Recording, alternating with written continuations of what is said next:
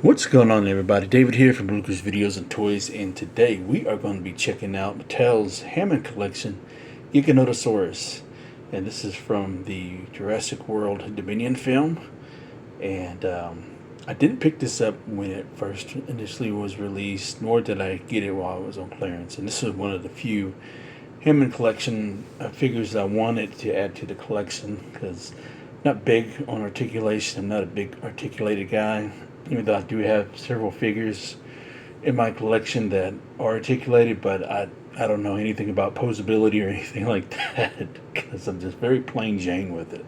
I don't know why. I just can't seem to pose figures well like a lot of other collectors that are into these kind of figures and that know how to pose them without it looking dull or plain like I do.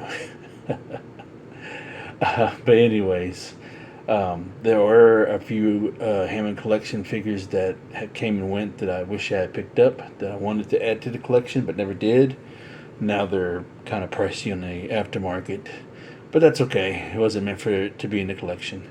But like I said, I never did pick this up when it's first released, nor was it when it went on clearance. Had plenty of chances, but I just never did. I just picked up other things instead for whatever reason in my mind at the time. But yeah, this is a gorgeous figure. Ever since I've seen reviews on this, I really wanted to have it in the collection just because of how well it's made. Now, keep in mind that when Mattel first started doing the Hammond collections, they weren't very well received.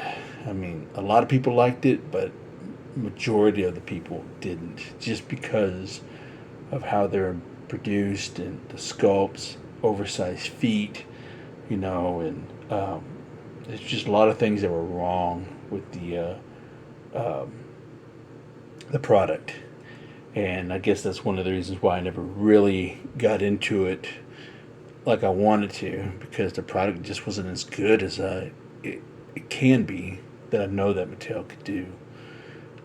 But ever since I picked up the Carnotaurs, that's what really sparked my interest into getting some more of these. And then when they announced the Giga and Therizinosaurus, I had to get those. I wanted to get those, and I missed out on a Therizinosaurus. Excuse me, and I'm hoping maybe eventually I can find it at Ross. At the time of this recording, I know that several people have found it there, so I don't know if that ship has sailed. Hopefully, around the fall, Christmas time, that it will show up, or more in stock will show up. But we'll see. Only time will tell. The other ones, I did miss out on the aloe. I wish I had picked that up, but I didn't for whatever reason. But hopefully I might get another crack at that. But anyways, I'm rambling on too much. I did find this at my local movie trading company, or vintage stock, and most other places it's called. And they were having their 33% off sale for Memorial Day weekend. And if you saw my haul for that particular video, that's where I got this. So they were selling this for a reasonable price and plus 30% off. So I got it pretty much a really good deal. And so I guess you could say I got it for a steal. I don't know what the aftermarket this is going for, but I know for a fact that I did pay a pretty sweet deal for it. So I'm very happy with it. I did take it out initially because it was already open. Somebody had already repacked it and everything. And so I wanted to take a look at it to make sure everything's good and stuff. So everything's good. So I just stuffed it back in this box so I can do this review.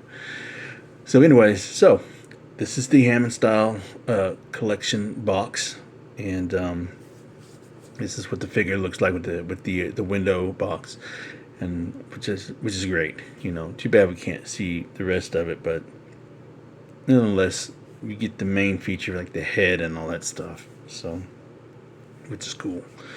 So let me go ahead and reopen this thing, and so I can take everything out, and then we can take a closer look at the box. Alright, so this is what it looks like in the packaging. Not slouched over or anything, because it was wrapped up and everything in the little plastic things. But it does come in with two pieces, you know, for the tail, and they do come apart. So if eventually, if you do want to sell yours, or that, you know, anybody's interested in selling their collection, whatever, for bigger dinosaurs like this, you can take these apart, because I was able to. So, and whoever sold this to Movie Trading Company was able to do it too. So we'll have to put the tail on here in a minute. But yeah, so this is the insert, and of course, you know, I don't know how they did it, but they was able to, except for maybe a couple of them here and there, they was able to save these tabs without breaking really much of anything. I don't know how they did it. It's amazing, but they did it. So the insert's pretty cool. You know, not much to it. It's just a lot of nothing but ferns and in the background and stuff with the yellowish orange background as well.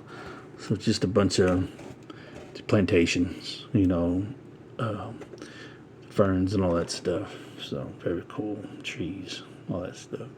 So very neat. So let's go ahead and put this back in the box. That way we can take a closer look at it real quick. And so here is the box that's empty.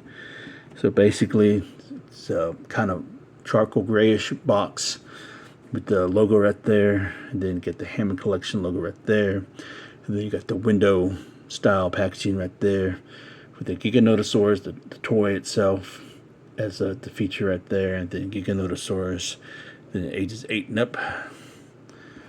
That's me. And then you get the Mattel logo there, and then here on this side you have the Hammond Collection logo up here at the top, and then the figure itself with the Jurassic World Dominion logo there. And then over here on this side you got the large Hammond Collection logo right there. And then here at the bottom, here is like all the copyright information right there. And then here at the top, there's the logo right there with the, well, it looks like a, you know, a little whatchamacallit, cage, I guess, you know, with the openings, I guess, with the not lightning, but the light right there. So it makes it look like that it's caged up, you know, ready to be released. At least that's how I'm looking at it. And then here is the back of it with the Jurassic World Dominion logo there, with the background, the forest background, with the figure here, the centerpiece. And then here is the eyes, to let you know it's got glass eyes. And then there's some of the posability you can do with it. And then here, if you want to pause and read that, that's a little read up on it. And then here is some more figures. Not interested in any of these. Maybe the Pyroraptor if I see it, you know. But I do really want to get a Therizinosaurus if I see one, you know. But yep, that is it for the packaging. So let's take a few minutes to get this, put this tail back together, and take a look at it once we get it together. Alright, so here is the main piece for the tail, and then here is the longer piece, and that way you can snap in. So there is what it looks like on the inside, where you can put that tab in. So just snap in like that, and so the tail is kind of long, which is really good. So looks like got that alligator-esque vibe to it with the scaling and everything. So it's really cool. And so then you have the Giga right there. and then there is the opening right there, and then you'll just pop this thing right there. So one thing I did notice on this one is that this leg right here is a little bit loose. It's not bad or anything, but you can tell this one's a lot more stiffer than this. So maybe over time that might give me some problems. But hey, I don't care. It's a great figure. All right, so let's go ahead and this is a beast of a toy. So let's see if we can't get that to balance. It looks like we can, but trying to get this to balance like it should. Alright. So hopefully that will stay.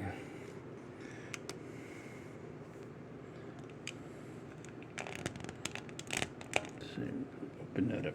There we go. So we get a better look at it. Alright, so my first initial thoughts on this thing, it's just an amazing figure. Like I said, I've been wanting it since it was announced. Finally able to add it to the collection. It's a beautiful figure, you know. Overall, the sculpting, everything about it it's great, you know. And yeah, if you're a dinosaur collector and you need a movie Giga, this is the way to go. So I'd recommend it. But overall, I mean, everything about it is beautiful. So it's got that alligator vibe to it because of the scaling and the scoots and all that, and a little bit of sail. Of course, alligators don't have none of this. But, you know, it is Jurassic Park, so of course they're going to add their little twist to it to make it more presentable for that particular species, you know. And I don't know much about the Giga, except for I think it's from South Africa, I believe. But that's about as far as I know. No. And they say it's a little bit bigger than the T-Rex, so that's neither here nor there, you know. I don't have proof, so I can't say that it is or it isn't. So I'm pretty sure it might be. They say it's probably a hair bigger, not that much. And so with that being said, let's go ahead and take a closer look at the head sculpt. So really do like that. You know, look at the little scratch marks here, and you can tell it's been through some kind of battle and everything. So then as far as the eye goes, I know that my lighting's probably not the best when it comes to this kind of stuff.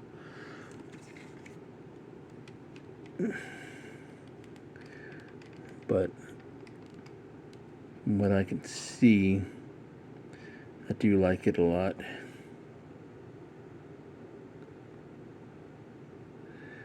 So it's got that marble effect, and even though I know it's not really showing up on camera, because like I said, I don't have the best lighting, but you can kind of tell that it's there, the pupil and everything. So you can see it better in person. But as far as details go, it's amazing. And the teeth, you know, they're all rubberized and everything. So I'm glad that they're doing something about the teeth instead of just having having it molded in with the head or lower and upper jaw and stuff. Because a lot of the earlier Hammond stuff is kind of atrocious when it comes to sculpting and stuff. So they were smart, even when they did it on their main line. They switched out to these rubberized teeth to make it a little bit more better presentable than these big, huge buck teeth. But yeah, the scaling is incredible. You know, I don't know if this is actually 100% movie accurate, but you know, that's a little bit more narrow. I know the figure that we got for the toy line is a little bit more wider, but I think that's just because of the action feature. But this is a little bit more narrow like it's supposed to be. And so then, as far as the neck goes, get all these wrinkles right here in the back of the head, the neck, and then here's the lower part of the neck, and then like I said, you got this alligator vibe to it, you know, with the scoots and all that stuff all the way down here.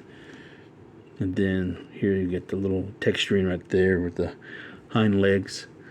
And of course, you know, you get the calf muscle. And then, of course, you get the painted feet. No painted claws, though. Actually, yeah, painted claws. So every now and then, Mattel will come through with some painted feet and claws. But it's to be expected when something you paint out for a higher end toy, you know, something that's nice. So, and then get the tail here. The tail is rubberized from here because it's a bendy tail. It's like hard plastic there. And then you got the bendable tail right there. So very happy that they actually gave you paint all the way down here, even though it's not all the way at this end, but at least it's close enough, you know. Oh wow, they even painted the dew claw back here. So that's an amazing feat right there in itself. Of course, you know, you got the airbrushing up below. You know, it's nice that it got some on the tail, even though we would have liked to have it a little bit right there. But then you got the airbrushing here on the under jaw right there, and then from the neck all the way to the stomach, and a little bit on the sides, and then all the way down here. So overall, I mean, just look at the details and stuff. You know, it's just an amazing figure. And then on this side, it's the same thing. You know, just got the little wrinkles here on the neck, you know, on the side, and then a little bit of dented in muscular structure here on the hind legs. And so it's incredible. Did a great job. So happy I picked this up, you know. So as far as the way of articulation, let's just start back here. So like I said, it is a bendy tail, so you can bend this quite a bit. So, and then here's the point right there with the you can actually move side to side, not so much up and down. But then here's the midsection here for the tail, the connecting point here to here. You know, it is hard plastic, like I said, but you can still rotate it around a little bit. You know, it's on a ball, just like this. And then for the hind legs, you know, you still got the inner thigh split right there. But you got the ratchet joint, as you probably heard earlier when I was trying to move this thing around. And you got the ratchet hind legs, forwards and backwards. And then you got the ball and hinge at the knee right there. So you can rotate it forwards and backwards. And then here below the calf, you got the ball and hinge there as well. And then for the feet, you got the ball and hinge too as well. So, and the same thing on this side. It's ball and hinge. So, there. And then for the arms, it's on the ball and hinge. The shoulders, it's a little stiff, but at least I know it's not going to be loose. And then you got the ball and hinge at the elbow, you know. And then here you get the hinge at the wrist. Turn this thing around, same thing here. Get the elbow. It's a little stiff on this side. Then you get the ball and hinge at this elbow. And then the wrist right there. And then here we come with the neck. Let me go ahead and kind of lower this a little bit so you can kind of see. And you know, you got the ball right there. No hinge, but you got the ball joint there. And then here in the other section here at the back of the head, you got another a ball right there. And then of course you got the jaw opening up that wide right there. So that's pretty cool. And you got the rubber here for the sides. You know, a lot of people don't like that because they're afraid that over time that might deteriorate or tear. You know, and then with the tongue, you get the little hinge at the tongue where you can just flip it up. You know, put it in the middle, or you can just lay it down like that. So, but overall, this figure is amazing. You know, they've gotten better, you know, which is a good thing, because now I kind of want to buy some more. You know, we got the Spinosaurus coming out, and we got the Stegosaurus for the Lost World. I wanted the Ankylosaurus for Jurassic Park 3, because I really needed an Ankylosaurus for that. Because I don't got a whole lot of Jurassic Park 3 stuff, but that would just be one that I would like to have. And the what is it, that duckbill dinosaur that came out for JP3? I can't remember the name. I'm sure somebody in the comments will remind me. Please do. All right, so we're going to do some comparisons. All right, here is the comparison with the mainline Giganotosaurus that we got with this goofy ass gimmick. So I originally was just going to have this and not pick up the Hammond Collection one, but boy, I'm glad I did. You know, I'm all about this kind of stuff too as well, but at the same time, it's just like, this is more of a better representation than this one would be. But he's still going to be in the collection. You know, I know that some collectors, they got rid of this one once they got that, you know, but I got to have both representation, you know. So, as you can tell, much more better, more accurate, much more better than this thing.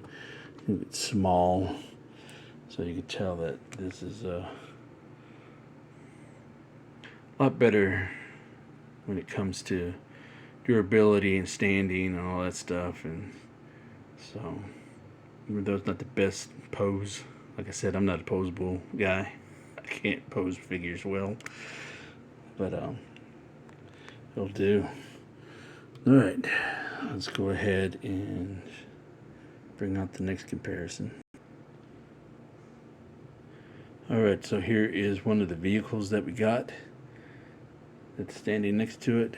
So it's a pretty good size vehicle that we got for the Dominion line. So there it is. Looks great in scale. Now keep in mind, this is supposed to be for like 3 3/4, so looks amazing next to it.